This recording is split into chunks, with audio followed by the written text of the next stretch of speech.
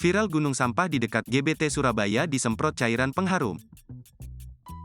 Viral di media sosial, video yang memperlihatkan petugas berbaju hazmat atau alat pelindung diri, APD, sedang menyemprotkan cairan ke gunungan sampah di Surabaya. Lokasi sampah yang disemprot itu diduga di tempat pembuangan akhir, TPA Benowo, tak jauh dari Stadion Gelora Bung Tomo, GBT, Surabaya.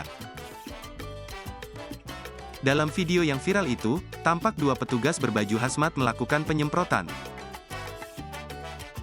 Sedang sejumlah orang lainnya memegangi selang semprotan.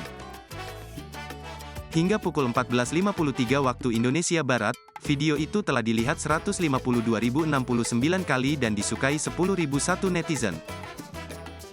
Masalah bau sampah TPA Benowo memang sempat ramai dan menjadi polemik.